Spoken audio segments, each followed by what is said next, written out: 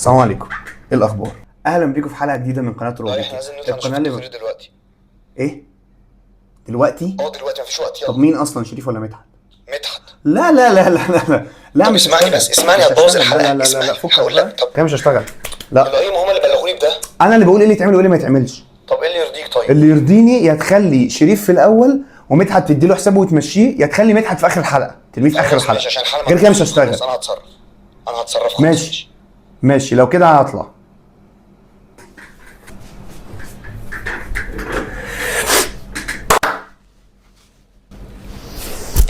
إذا أعزائي المشاهدين، أهلا بكم في نشرة 7 مساء على القناة الخامسة، ومعنا تقرير يقدمه زميلي شريف لأخذ رأي الشارع المصري في موضوع هذه الحلقة.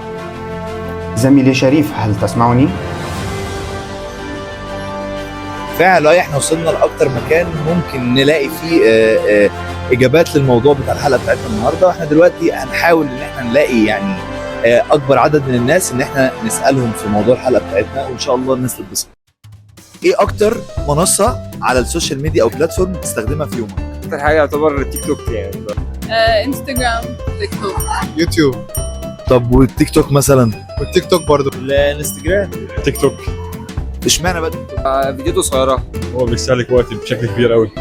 في حاجات اللي انا مثلا انا بحبها، كوره، ايديت، الحاجات اللي انا يعني بهتم ان انا اشوفها اتفرج عليها. كونتنت يعني لو لبس بقى وكده، فاشن عامة.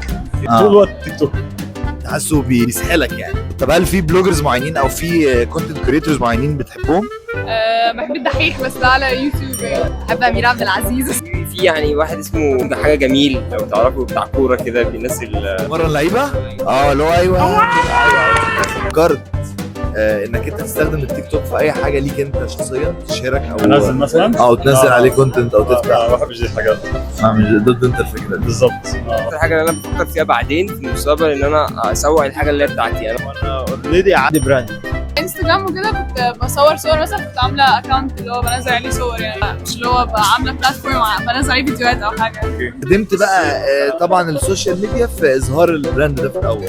هو كان العامل الاساسي طبعا. يعني جربت كده فور فان يعني، بس مش اللي هو كارير او كده يعني. ما جاتش في بالي يعني، ما خطرش في بالي.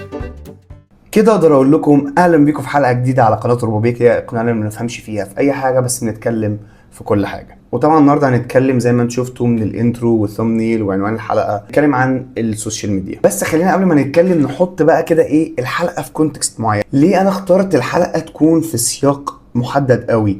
ان انا بعد ما كتبت اجزاء من الحلقه وبالفعل صورت مشاهد معينه، مريت بثلاث حاجات معينين خلوني اتجه الاتجاه ده. اول حاجه ان الدود محمود مهدي نزل فيديو على قناته تقريبا 10 دقائق بيتكلم عن ازاي تبدا محتوى وتعمل ايه وايه الخطوات اللي المفروض تتخذها. الحاجه الثانيه ان هادي بسيوني على قناه المراجعه النهائيه نزل برضو فيديو مطول، فيديو ساعه الا ربع، بيتكلم فيه عن ازاي تبدا تعمل محتوى وهي الحاجات اللي هتكون فعاله معاك في بدايه طريقك في صناعه المحتوى. الحاجه الثالثه ان انا للاسف الشديد دخلت فيلم ريستارت، يعني كنت داخله عشان زهقان مش لاقي حاجه اعملها، خرجت من الفيلم زهقان ومتضايق وخسران 200 جنيه. بس هو للاسف الشديد الفيلم كان بيتكلم في نفس الفكره اللي انا عايز اتكلم فيها، بس انا مش هحرق احداث الفيلم يعني، ده اذا كان حد دخله او ناوي يخشه ربنا يكون في عونك. الفكره ان كلهم كانوا في كونتكست واحد، ان كلهم اكدوا على حاجه معينه. ليه تبدا تعمل محتوى؟ انا مش هقولك ازاي تبدا تعمل محتوى وتنتشر وتشتهر والكلام ده كله، لان انا ذات نفسي انا لسه ببدا، فمش انا اللي اقول لك الحاجات دي. اتفرج على فيديو فعلا محمود مهدي وهادي بسيوني المراجعه النهائيه، هحط لكم اصلا اللينكات في الديسكربشن، هتستفادوا جدا. انا عن نفسي استفدت جدا. خلينا قبل ما نخش في تفاصيل الحلقه ما تنساش تعمل لايك وتشترك في القناه، ومناقشه الحلقه كده قول لنا في الكومنتس ايه اكتر محتوى بتحبه او اكتر منصه بتستخدمها او حتى اكتر صانع محتوى انت بتحبه. فمن غير مقدمات كتير يلا بينا نخش تفاصيل الحدوته. اول حاجه احنا هنعمل تنويه صغير ان الحلقه دي ما فيهاش تقليل من اي نوع من انواع المحتوى. انا مش بقلل من نوع محتوى او من الناس اللي بتعمل المحتوى ده، بس لو جبت سيره محتوى معين فانا باشير ليه او بدي بيه مثال، مش لدرجه ان انا اقلل منهم يعني. بدايا خلينا كده نتكلم على الفيل اللي في الاوضه، يعني اللي في الروم، ان المحتوى بقى سهل جدا انه يتعمل. كل اللي انت محتاجه جهاز واحد بس، موبايل.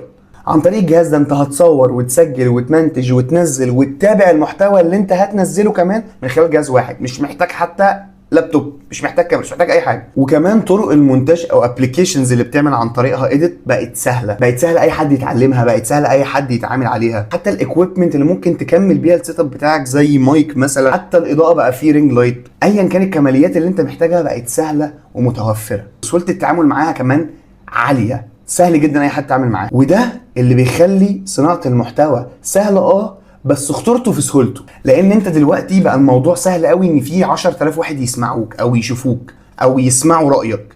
انما زمان ما كانش فيه الموضوع ده. انت عشان تخلي فيه 10,000 واحد يسمعوا رايك انت لازم تجيب مخرج ومونتير ومقدم برامج موثوق فيه وفي معلوماته واضاءه واستوديو، وبعد كده لما تخلص القصه دي كلها تعرضه على قناه، والقناه توافق يتعرض على التلفزيون. ده لو انت حابب توصل معلومه معينه للناس، ومش حتى توصل راي، لان الراي زمان ما كانش بيتقال على التلفزيون غير في التوك شو بس، يطلع مذيع ومع حد بيقول رايه في المشهد السياسي او في الوضع الرياضي او في ايا كان. ما انت كفرد وسط مجتمع عايز تقول رايك هتقول رايك وسط اصحابك، انت يعني مدير في شغلك هتقول رايك للناس اللي انت ترقصهم، وانت جامد وفييس يعني هتروح في الجورنال كده تاخد لك عمود شخصي بيرسونال كولوم كده تتكلم فيه تقول رايك، تروح تدفع فلوس في الجورنال وتاخد حته كده تكتب فيها رايك. زمان كان في فرق بين اللي هيقدم رايه واللي هيقدم معلومه، انما دلوقتي مفيش. ان دلوقتي مع تطور التكنولوجيا من طرق مونتاج وتصوير واضاءه وتسجيل، لا ده حتى كمان تطور المحتوى، ان بقى في انواع من المحتوى سهل جدا ان هي تتعمل، بقى في اشكال كتير، اذا كانت فيديوهات طويله زي يوتيوب او فيديوهات قصيره زي تيك توك انستجرام، او حتى فيديوهات متوسطه الطول زي فيديوهات فيسبوك. اي حد ممكن يطلع يعبر عن رايه which is حاجه كويسه، وحد ممكن يطلع يقول معلومات للناس يفيدها which is برضه حاجه كويسه. بس الفكره في المغالطه اللي بتحصل بين الاثنين، لما حد يطلع يقول رايه عن حاجه افتكر ان هي معلومه مؤكده. فالفكره ان زمان كانت المعلومه بتتقال في التلفزيون، تتقال من مصدر موثوق منه، انما الراي بيتقال بينه وبين بعض. وخصوصا مع ظهور التيك توك، مع الناس بدات تستعمله، فكره ما بقاش فيه انت بتاعت ان في صانع محتوى وفي مستهلك للمحتوى، لا اي حد بقى ممكن يصنع محتوى. مستهلك المحتوى ده بقى هو ذات نفسه مستهلك محتوى في نفس الوقت صانعه، لان هو خلاص ممكن دلوقتي انا افتح الموبايل امسك الكاميرا اليب سينك مع اغنيه وخلاص الموضوع انتهى. انا مش بقلل منه، بس ده نوع محتوى موجود على ساحه شئنا ام ابينا. سهوله المحتوى وكثره المنصات وسهوله الوصول للاكويبمنت او المعدات اللي تخليك تعمل محتوى خلت اي حد يعمل محتوى، وده المرعب.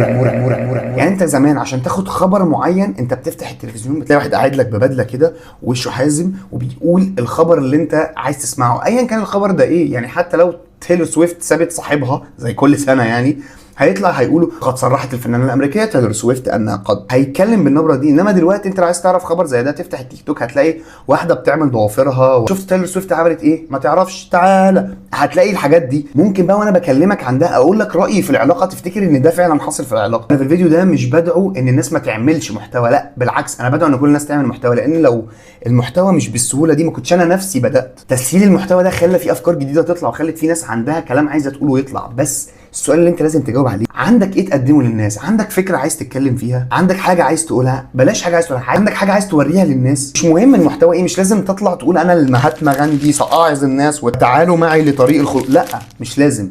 بس حتى لو هتعمل محتوى يضحك الناس، حتى لو هتعمل محتوى ينترتين الناس، ان انا بس اطلع بعمل تريك شو. يعني في ناس مشهوره على التيك توك بتطلع تقعد تحدف قلم مثلا في كوبايه من بعيد ولا ترمي كوره في مش عارف ايه، ده محتوى مسلي جدا. فده عنده حاجه يوريها للناس، انا جاي اسليكم بان انا اوريكم حاجات انتوا مش متعودين عليها، حاجات انتوا ما شفتوهاش كتير، تريك شوتس او ايا كان. حتى الليبسينج ده محتوى بغض النظر عن تقبلك ليه، بس شئنا ام ابينا ده محتوى وبيتعمل. فهي الفكره انك تطلع تقدم حاجه للناس وتكون شبهك، الحاجه دي تكون شبهك. مثلا من اشهر المحتويات هو محتوى الموديلنج، او ان انا طالع اوري الناس ايه الصيحات الجديده في الموضه الفتره دي وتلبس ايه على ايه، ممكن اديك فكره جديده لستايل معين تلبسه. بس ده بيبقى لناس معينه، ناس بتبقى شكلها على الاقل جسمها شبه المانيكان. ما ينفعش انت تبقى شبه مثلا مكنه الايس كريم وتطلع تعمل محتوى لبس ليه؟ بغض النظر عن البودي شيمينج ده افيه عشان الناس بس ما تتحسسش، بس الواحد بيعمل محتوى يبقى شبهه، حاجه طالعه منه عشان حتى يكون متصدق عند الناس. احنا عندنا في صناعين المحتوى ده ممكن نضرب امثال للصبح. يعني مثلا اكتر اتنين جبنا سيرتهم في القناه الدحيح والدود. الناس دي كان عندها حاجه تقولها زمان ولسه لحد دلوقتي عندهم حاجات يقولوها، فعشان كده محتواهم مستمر. لكن لو جيت مسكت ناس تانية زي مثلا هشام عفيفي، الراجل ده قنبله انترتيننج ماشيه على الارض. وعد معايا بقى محتواه من فاين ستيشن للتحليل الاستراتيجي للفقره الصباحيه الجميله للجيمنج. الراجل ده لما حس ان هو خلاص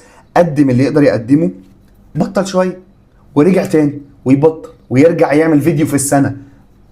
هو خلاص، هو لما بيبقى عنده حاجه يقدمها بيطلع. لو قسنا على ده هنلاقي حتى اللي معاه في الفقره الصباحيه الجميله كان كده. محمد خميس كان في فتره هو كان شخص عنده حاجات كتير يقدمها. يعني لو الناس تعرف محمد خميس من الفقره الصباحيه الجميله بس، لا الراجل ده كان بيطلع في راديو كفر الشيخ الحبيبه، دول الناس الاوجيز بتوع اليوتيوب يعني، كان عامل دور استاذ سمير. الراجل ده كان بيطلع في ساليزون، الراجل ده طلع عمل متحف الدحيح، بس فجأة حس ان هو خلاص ما عندوش حاجة يقدمها، مفيش حاجة يتكلم فيها، فجأة اختفى من على السوشيال ميديا. انا دورت عليه كتير ما لقيتوش، ما لقيتش غير اكونت انستجرام مش نازل عليه حاجة بقاله فترة، واكونت تيك توك نازل عليه فيديو من 3 سنين تقريبا. هو ما بقاش عنده حاجه يقولها، فخلاص شكرا سوشيال ميديا. وعلى غرار ده قيس العكس، الثالث بتاعهم في الفقره الصباحيه الجميله احمد حسن ما كانش عنده حاجه يقولها في الاول، كان بس بيطلع عشان صحابه موجودين، كان طالع عليه ستيريوتايب ان هو بيطلع يضحك بس، ما كانش عنده حاجه يقولها فما كانش بيقدم كونتنت. ما بقى عنده حاجه يقولها انه يطلع يضحك الناس ويعمل فيديو رياكت مع زميله احمد مجدي والثنائي جامد جدا والكيمياء بينهم حلوه جدا وانا بحبهم. طلع بقى بيعمل محتوى وبقى من احسن الناس ومن اشهر الناس دلوقتي. انت لو ما عندكش حاجه تقولها وما عندكش حاجه تقدمها للناس از كونتنت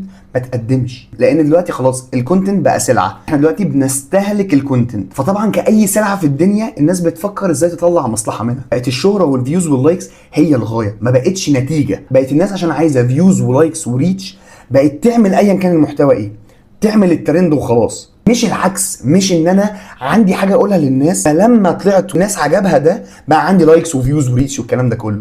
فالريتش والفيوز واللايكس والحاجات دي تحولت من نتيجه لغايه، الحاجه الناس بتسعى لها، وده بيطلع لنا محتوى سبام او محتوى مشوه. زي تعالوا اقول لكم سلفتي عملت ايه لما شافتني بوقع القهوه على ابنها الصغير. تعالوا اقول لكم احنا النهارده بناكل 20 دبوس فرخه في والعقاب مش هتصدق. يعني خلاص ما ده محتوى سبام، ده محتوى مش بيفيد حتى مش انترتيننج. ان دلوقتي بقى في طريق للشهره ان انت تعمل حاجه وحشه قوي فالناس تتريق عليها فتتشهر، ونرجع نخش في الدايره المفرغه بتاعت طب احنا اللي شهرنا ده، طب ينفع يعني يبقى ده مش مكمل تعليمه وده مكمل تعليمه وده مشهور ومعاه فلوس وده مش لاقي ياكل؟ ما احنا اللي بنعمل كده. انا عارف ان دي حاجه مش هنعرف نلغيها من مجتمعنا لان احنا كمجتمع مصري انا من ضمنه، لما بتيجي حاجه كده احنا ما بنقدرش نسكت، احنا بنبقى عايزين نهزر ونسف ونطلع ميمز ونطلع حاجات بتضحك. بس على الاقل لو انت عايز تبدا محتوى اعمل محتوى لو مش هيفيد الناس ما يضرش المجتمع. زي ان واحده تطلع مثلا تشغل اغنيه وترقص عليها بشكل متعري، ما هو ده مش بيبوظ المجتمع، ده بيلعب في السيتنجز بتاعت المجتمع، ده بيخلي بنات عاديه دي مش عيشتهم ودي مش الحاجه اللي هم عايزين يقدموها، بقوا عايزين يقدموها عشان شايفين ان ده بيجيب شهره او بيجيب فلوس. ان انت ده لو هتبقى صانع محتوى ده بيحط عليك مسؤوليه. الناس اللي بتتابعك دي ما ينفعش تاخد حاجه غلط، ما ينفعش تديهم معلومه مش حقيقيه، ما ينفعش ما تكونش مهتم لكل حاجه انت بتقولها لهم. عشان كده انا قلت لكم انا ما كنتش مصدق ان في 2000 واحد شافوا الفيديو بتاعي اللي اتهبل، ان في 2000 واحد اهتموا اللي انا بقوله. دي حاجه كبيره. انا عارف ان 2000 واحد دي يشوفوا الفيديو ثمن ال 10000 وال 20000 بقت حاجه عاديه ولا حاجه بالنسبه للناس كتير، بس انا بالنسبه لي دي حاجه قيمه. دلوقتي تقريبا في 200 سبسكرايبر، ال 200 سبسكرايبر دول مهتمين يخشوا يشوفوك في كل مره حاجه بتتكلم فيها. دي بالنسبه لي حاجه كبيره، يعني في 200 واحد مهتم يسمعني. انا دايره حياتي ما فيهاش 200 واحد، فلازم كل واحد فينا لو يبقى جاهز عشان في تقرير تاني. ايه تاني؟ تقرير تاني؟ معلش ما تقوليش مدحت. للاسف هو يا سمير انت شفت مدحت ده؟ قعدت معاه؟ لا. طب يعني شفته هو بيشتغل؟ لا برضه. انا اؤكد لك ان احنا رايحين في ده. معلش عشان الحلقه هتبوظ. ما انا عارف ان الحلقه هتبوظ، ما انا همشي الدنيا، هو في غيري بيمشي الدنيا؟ خلاص. طيب اذا اعزائي المشاهدين هنروح نشوف تقرير مع مدحت وربنا يستر. زميلي مدحت هل تسمعني؟ ايوه بيعمل ايه ده؟ علي بينزل. يا نهار اسود، انت يا عم المصور قول للحيوان ده ان احنا لايف. مدحت احنا على الهوا مدحت. ايوه يلا يا عم. ايوه وانا مدحت انت سامعني؟ انا قسما بالله لا اوريك، ده انا هقطع عيشك. ولا انت سامعني يلا؟ نعم صديقي انت يلا. لؤي، احنا هنا من امام احد بيوت احد رواد السوشيال ميديا، وان شاء الله هنقابل حد فيهم وهنقتحم عليه. لا تقتحم ليه؟ تودينا في داهيه. وانا مدحت اقسم بالله لو اقتحمت ولا عملت حاجه لا تكون يا ابني.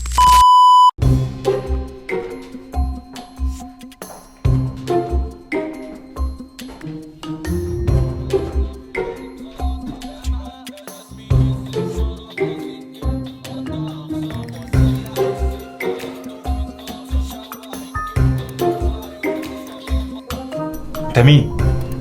انا مدحت. مدحت مين؟ مدحت من قناه 5. البس ده. انت منين؟ تعال.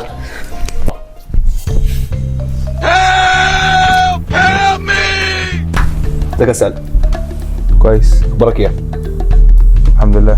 احنا جايين هنا عشان نستضيفك في برنامجنا القناه 5 بخصوص السوشيال ميديا والحاجات الفارغه بتاعتك دي. انتوا مين وجيتوا منين ودخلت هنا ازاي اصلا؟ الباب مفتوح، زجيت ودخلت. هتسمح لنا نعمل لقاء معاه؟ جاتش على ما انت دخلت. تمام. فاول سؤال معاني يعني بص لي بكلمها، بص لي. فعايزين نسالك هل عشان لو انا حابب اتشير زيك هل لازم احط في الطاسه شوح الكبده ولا مش ملهاش لازمه؟ لازم تحلق شنبك. فكلمني عن اللايفات، بتطلع بكام في اللايف؟ عمري ما طلعت جوله او مره، يعني كنت قاعد مع الشباب بهزر يعني. شحت يعني مديت ايدك للناس وخدت فلوس؟ لا كنت فاتحها مع الشباب بهزر يعني، قاعدين عمالين نتكلم كده وبنهزر. ايه في مره قبل كده كنت فاتح لايف وحد بعت لي حوتين مش عارف ولا ايه، بس كنت مش يعني ما كنتش عامل حساب عليهم يعني. ودي تصريح اعزائي المشاهدين ان هو بيشحت وبياخد فلوس من اللايفات زي ما جاء. دي كانت مره. ايه؟ كانت مره بالصدفه. صدفه؟ جبلتها على نفسك مره تعملها 1000 مره. ما هو مش كامل حقوق. ودلوقتي السؤال الاهم اللي انا جاي عشانه، لان انا جاي زي ما بيقولوا على السمع، فاني سمعت ان انتوا كمجتمع يوتيوبي وتيك توك ايه اليوتيوب ده ابلكيشن ما علينا، مجتمع زي ما بيقولوا كده بالفم مليان، مجتمع وسيخ ما بيعملش حاجه ببلاش، كل حاجه بفلوس. هل هذا الكلام صحيح جدا؟ انا خدت منك فلوس عشان الحلقه دي؟ حقيقه لا. طب اطلع بره. ليه؟ طيب ليه؟ استنى. طيب ازيك يا سالم؟ عامل ايه؟ اخويا. طبعا ما يعرفش انا وسالم صحاب جدا من زمان، من زمان قوي، من قبل حتى اي حد فينا يطلع على السوشيال ميديا، خصوصا هو يعني لان هو بادئ من زمان وما شاء الله. فخلينا بقى بدل السكتش الاهبل اللي عملناه في الاول ده نتكلم شويه بجد بقى. مبدئيا سالم احنا عايزين نسالك اول حاجه، انت برضه مش هتبص لي خلاص اتعودت مش هشنا بقى. ما احنا هنشيله في المونتاج دلوقتي بقى مش نضحك. فاول حاجه عايزين نسالك، انت ايه اول حاجه شهرتك او ايه اللي خلاك اصلا تبدا كونتنت على تيك توك؟ كنت في الملعب مع اكرم، كان في ساوند كده عايز اعمل عليه تيك توك، فبقول لك انا خد صورني تيك توك. قال لي تيك توك يا ابني ايه الهبل ده، انت ما تعملش الكلام ده. قلت له يا عم عايز اجرب. كنت مصوره ومنزله، جت 30,000. قلت اتجننت بقى، جالي منه عظمه، خلاص انا كده هتشهر. فقعدت انزل جت معايا كده والله. طب وده كان اول فيديو تنزله اصلا ولا؟ يعني جت من اول واحده؟ والله كانت حاجه غريبه. حاجه غريبه بس عشان باسكت وكده، فكانت حاجه مختلفه. فالموضوع جاب يعني. كان على الساوند بتاع شاكيرا ده باين صح؟ لا كان انا هنحطه تحت يعني. ده كان ده كان حاجه ثانيه كده اللي هو تن تن تن تن تن، لسه ساوند قديم اصلا، فعشان كده تجمع هنحطه لكم تحت. هنحطه. طب وانت اصلا دلوقتي بقى بعد كل يعني بعد ما وصلت اللي انت فيه دلوقتي يعني ايه اكتر كومنتس بتجيلك مثلا؟ حلوه ولا وحشه؟ مفيش حاجه وحشه محدده بتيجي بصراحه. الناس مفيش حاجه والله بجد، مفيش حد بيقول حاجه معينه وحشه يعني. طب والحلو في حاجه معينه بتجيلك حلوه؟ كده الناس اللي بتحب الحاجات اللي فيها باسكت، عشان الحاجات التانية بقى عليها اختلاف. الحاجات اللي فيها باسكت بتبقى مختلفه شويه للناس، عشان بيكون مثلا يعني مثلا لو في ترند طالع فبيتعمل عليه بحاجات كتير، بس دايما الحاجه اللي فيها باسكت بتكون مختلفه. لما مثلا بشوط وبلف والحاجات دي، اصلا الحاجات دي عاديه بالنسبه للناس تلعب باسكت، بس هي بالنسبه مثلا حد ما بيلعبش باسكت هي بالنسبه له يا نهار ابيض ازاي بيعمل كده، وهي اصلا حاجه عاديه، فعشان كده بتكون ألذ يعني. بس ماشي. لو احنا نقدر نسمي مثلا الكونتنت اللي انت بتعمله ايه يعني، مثلا تحت مسمى ايه؟ انت يعني انترتينمنت مثلا او تسليه ولا مش عارف. انا بسمع كلمه كونتنت دي بضحك بصراحه، بحس ان عادي يعني صباح الفل. انت حاسبها اللي هو انا ما عادي انا بقدم بس ايه عادي. حاجات بعملها حاجات اللي عاجبني بنزله لكن مش حاجه محدده، مش كونتنت معين. بس انا اكتر حاجه انا بحبها وببقى مثلا مبسوط وانا بنزلها ومبسوط من ردود افعال الناس لما بتشوفها هي حاجات الباسكت بصراحه. بس ان هي بتبقى حاجه مختلفه يعني. بس طيب جميل. طب لما بدات الكونتنت ذات نفسه في الاول، هل في حد من صحابك دعمك او مين اكتر ناس دعمتك عامه؟ صحابك ولا كلها؟ صحابنا يعني. الشباب كلها بجد كله كان موجود يعني. في ناس كان بيكون ليها تعليقات معينه على حاجات معينه، بس يعني عادي. قصدك على حد معين؟ حد معين خود. لا مش انا عايز اقول ايه، نسيت. انا كنت قلت في الاول بس هو ناسي. طب اشغل لك المايك؟ لا عايز. لا له كمل هو. لا هسألك انت بقى. انا انا هسألك والله. اسالني. انا كنت في مره بقلب على تيك توك اتخضيت، انت ما قلتليش ان انت بتعمل حاجه، بتعمل ما قلتش لحد اتخضيت لقيتك انت بقى عامل برنامج وبتاع، فعايز افهم بجد والله الفكره جات لك منين؟ والله بص انا كنت قاعد فاضي خالص، فحسيت ان انا ايه عندي حاجه عايز اقولها من الاخر، في حاجه عايز اتكلم فيها. كان اول فيديو اللي هو على اليوتيوب كان بتاع اغنيه كده اسمها ليت هابن، حسيت ان انا عايز اتكلم عنها، عايز اقول حاجه، فتحت صورت جت معايا. مش ما جاتش قوي برضه ان القناه فيها المفارين سبسكرايبر. لا عندك 199 فاضل واحد يا جماعه، فاضل لا واحد. والله هو يجي لوحده ان شاء الله. ان شاء الله. يظهر الوايد سايد اوف تيك توك. ماشي يعني سلام مش وحش على تيك توك، ايوه فاهم، بس في ناس زنخه.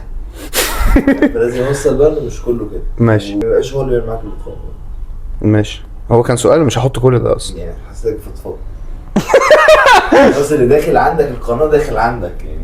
طيب في ناس واخده افكار كتير على التيك توك ان هي مش شغلانه قوي وكلها بقى لايفات وحاجات زي كده، مفيش كونتنت بيتقدم بجد بقى. رغم ان انا رايي الشخصي ان في ناس بتقدم كونتنت حقيقي بيفيد الناس. انت رايك ايه في الموضوع ده بما انك جوه هذا المجتمع؟ والله انا ما اعرفش دنيا الناس اللي بتاعت الجولات دي بتمشي ازاي. دي حاجه اصلا يعني انا ايه حتى ما بقيتش، يعني كنا في الاول بنتفرج عليها، دلوقتي ما بقيتش اتفرج عليها. بس انا ممكن مثلا اتفرج على حد حياتي، يعني ممكن عادي، ممكن حاجه كنت بعملها في حياتي تتغير بسبب ان انا شفت حد بيتكلم في الموضوع ده. اللي هو مثلا حاجه غلط كنت بعملها، فحد مثلا بالصدفه بألف فحد بيقول يا جماعه حاجه دي غلط ومش عارف كذا وبيديني نصيحه، ممكن اخد بالنصيحه دي. ففي حاجه، في ناس كتير قوي بتقدم كونتنت كويس وبتقول حاجات كويسه. حتى لو حد مثلا منزل فيديو ليه وهو في الجيم مثلا، ممكن ده يشجع بني ادم تاني ينزل جيم، فاهم؟ اللي هو لا انا عايز يبقى جسمي كويس، عايز اخس، فكده كده انا شايف ان في جانب كويس من التيك توك. الجانب الوحش ده انا مش ببص له يعني. مش عايز اخد بيه حاجه عادي. بس او برضه فكره الناس بتعمل كونتنت كده ممكن الكونتنت يبقى مغلوط، زي مثلا حد يطلع يقول معلومه غلط في الدين، دي الفكره. او معلومه غلط في الجيم، فانت كده ممكن تاذي حد من غير ما تبقى واخد بالك اصلا. دي يعني دي برضو جزء مشكله. بس مشكلة هو في ناس بجد فعلا بتفيد الناس عامه على التيك توك، بتحاول يعني حتى اذا كانت بتسليهم او بتقول معلومات يعني. دي حقيقه. احنا دلوقتي معانا شريف، انتوا شفتوه في اول فيديو هو اللي كان عامل اللقاء مع الناس. هنتفرج على كذا فيديو مع بعض كده ونشوف لو يطلع منها حاجه نحطها، لو ما طلعش مش مشكله، مش هنحطها. هنلغي الفقره دي. اصحاب بعد ما احنا عرفنا ان احنا بنحب بعض. انا كلمتك في تليفوني، شفتك كنت عامل ازاي في تليفوني. ليه ما بتحبش نوعيه الفيديوهات دي؟ عشان كرنج. انت برضه عامه انت شريف بتكرنج من حاجات كتير. لا والله، لا انا بحسك من اكتر الناس اللي بتكرنج في الدنيا. لا انتوا كرنج. دول عايروني وقالوا لي يا اسمر اللون يا لا. ايه رايك؟ حلو والله. اول ككرييتور يعني ممكن يكون حد شايف الحاجه دي تعجبه جدا. احنا بنسالك انا بحط نفسي مكان شخص ماشي مثلا في الفندق ماشي والله ببص لقيت المنظر ده في البلكونه هكرنج، صح؟ او مش هتفهم اللي بيحصل لو سامع الساوند ده. انت معدي دول عايرو. لا اصل بس انا هتعمل الفراق او دي هتبقى ماشي في البحر. كنت مركب ساعتها بتعوم مثلا تلاقيني بقى فوق. لا بتاع لا بلاش باسكت شويه. يعني ايه الفيديو بتاع الباسكت؟ كانت رقصه سامجه اللي هي بتاعت مهما تحكوا كتير. لا استنى. ولا لما كلمت الخوذه انت كلمتني على حاجه بتاعت الخوذه. انا كنت بعمل فيديو بالخوذه، كانت عامه انا كنت وانا بعملها كنت حاسس ان هي حاجه جديده. انت عشان مش حاطط نفسك مكان شخص داخل. بس بعد ما شفت نفسي في الفيديو حسيت نفسي كيس.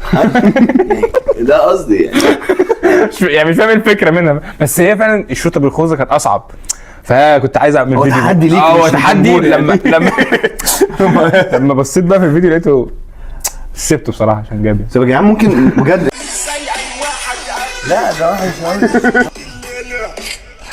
يا مش سالم عمل يا سكرنج.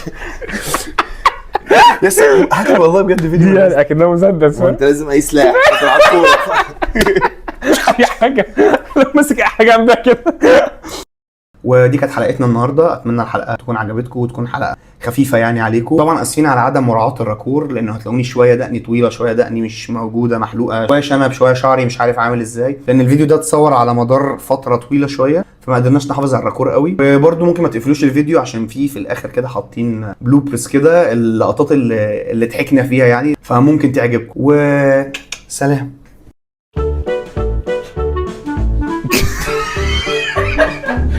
حبيبي تعال.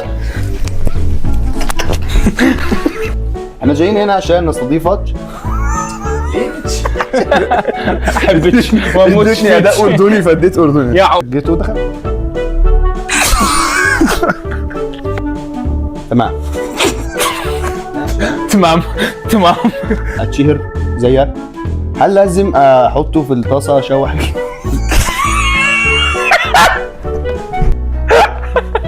انا خلي بالك باخد فتره عبال ما بضحك عشان لو انت عايز تكت. شباب بهزر يعني. شحت يعني. مديت ايدك للناس جبلتها على نفسك مره تعملها جلف مره. ما هو مش حاجه جلف. كام الحقوق؟ انا ما اعرفش، انا وسالم صحاب من زمان يعني من قبل.